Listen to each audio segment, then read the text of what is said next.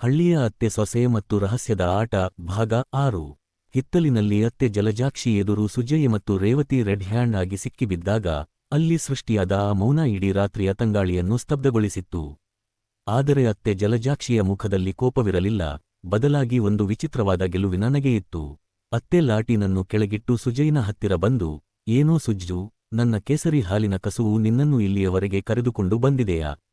ಅಥವಾ ಈ ರೇವತಿಯ ಚಮತ್ಕಾರ ನಿನ್ನನ್ನು ಮರುಳು ಮಾಡಿದೆಯಾ ಎಂದು ಕೇಳಿದರು. ಅತ್ತೆಯ ಮಾತುಗಳಿಗೆ ಸುಜಯ್ ಏನು ಉತ್ತರಿಸಬೇಕೆಂದು ತಿಳಿಯದೆ ಸುಮ್ಮನೆ ನಿಂತಿದ್ದನು. ರೇವತಿ ಮೆಲ್ಲನೆ ಅತ್ತೆಯ ಹತ್ತಿರ ಬಂದು, ಅತ್ತೆ, ನೀವು ನಿಮ್ಮ ಅನುಭವದಿಂದ ಅವನನ್ನು ಹಿಡಿದಿಟ್ಟುಕೊಳ್ಳಬಹುದು ಅಂದುಕೊಂಡಿದ್ದೀರಿ. ಆದರೆ ಸುಜಯ್ಗೆ ಈಗ ಬದಲಾವಣೆ ಬೇಕಿದೆ, ಈ ಹೊಸತನದ ಸವಿ ಅವನಿಗೆ ಇಷ್ಟವಾಗಿದೆ ಎಂದು ಸವಾಲು ಹಾಕಿದಳು. ಅತ್ತೆ ಆಗ ರೇವತಿಯ ಕಣ್ಣಲ್ಲಿ ಕಣ್ಣಿಟ್ಟು, ಸೊಸೆ, ನೀನು ಇನ್ನೂ ಚಿಕ್ಕವಳು. ಈ ಮನೆಯ ಗೋಡೆಗಳಿಗೂ ನನ್ನ ರಹಸ್ಯಗಳು ತಿಳಿದಿವೆ.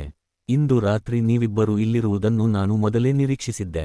ಈ ಆಟ ಈಗ ನಿನ್ನ ಮತ್ತು ನನ್ನ ನಡುವಿನದ್ದಲ್ಲ, ಇದು ನಮ್ಮ ಮೂವರ ನಡುವಿನ ಒಂದು ಹೊಸ ಒಪ್ಪಂದ ಎಂದು ಘೋಷಿಸಿದರು. ಅತ್ತೆ ಜಲಜಾಕ್ಷಿ ಸುಜಯ್ನ ಕೈ ಹಿಡಿದು, ಸುಜ್ಜು, ನಾಳೆ ಬೆಳಿಗ್ಗೆ ಮನೆಯಲ್ಲಿ ಒಂದು ದೊಡ್ಡ ಪೂಜೆ ಇದೆ.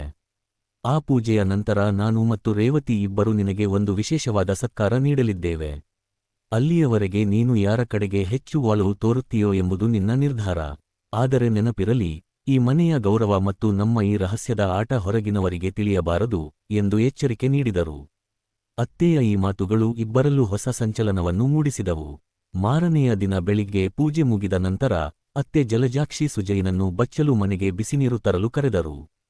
ಸುಜಯ್ ಅಲ್ಲಿಗೆ ಹೋದಾಗ ಅಲ್ಲಿ ಅತ್ತೆ ಮಾತ್ರವಿರಲಿಲ್ಲ, ರೇವತಿ ಕೂಡ ಅತ್ತೆಯ ಜೊತೆಗೂಡಿ ಸುಜಯ್ನ ಸ್ನಾನಕ್ಕೆ ಸಿದ್ಧತೆ ಮಾಡುತ್ತಿದ್ದಳು. ಅತ್ತೆ ಹಬೆಯಾಡುವ ನೀರಿನಲ್ಲಿ ಸುಗಂಧ ದ್ರವ್ಯಗಳನ್ನು ಬೆರೆಸುತ್ತಿದ್ದರೆ, ರೇವತಿ ತಣ್ಣನೆಯ ಹಾಲಿನಿಂದ ಸುಜಯ್ನ ಮೈಗೆ ಹಚ್ಚಲು ಸಿದ್ಧವಾಗಿದ್ದಳು. ಇಬ್ಬರೂ ಸುಜಯ್ನ ಎರಡು ಬದಿಯಲ್ಲಿ ನಿಂತು, ಇಂದು ನಿನಗೆ ಅತ್ತೆಯ ಬಿಸಿನೀರಿನ ಸತ್ಕಾರ ಬೇಕೋ ಅಥವಾ ಸೊಸೆಯ ಈ ತಂಪಾದ ಹಾಲಿನ ಉಪಚಾರ ಬೇಕೋ ಎಂದು ಏಕಕಾಲದಲ್ಲಿ ಕೇಳಿದರು. ಸುಜಯ್ ಈಗ ಅಕ್ಷರಶಃ ಇಬ್ಬರ ನಡುವೆ ಸಿಲುಕಿಕೊಂಡಿದ್ದನು. ಅತ್ತೆಯ ಆ ಬೆಚ್ಚನೆಯ ಅನುಭವ ಮತ್ತು ಸೊಸೆಯ ಈ ಮೃದುವಾದ ಉಪಚಾರ ಅವನನ್ನು ಕಂಗೆಡಿಸಿದ್ದವು. ಅತ್ತೆ ಮತ್ತು ಸೊಸೆ ಇಬ್ಬರು ಸುಜಯ್ನನ್ನು ತಮ್ಮ ತಮ್ಮ ಕಡೆಗೆ ಎಳೆದುಕೊಳ್ಳುತ್ತಾ ಆ ಬಚ್ಚಲು ಮನೆಯ ಕತ್ತಲೆಯಲ್ಲಿ ಹೊಸದೊಂದು ರಹಸ್ಯದ ಆಟವನ್ನು ಶುರು ಮಾಡಿದರು.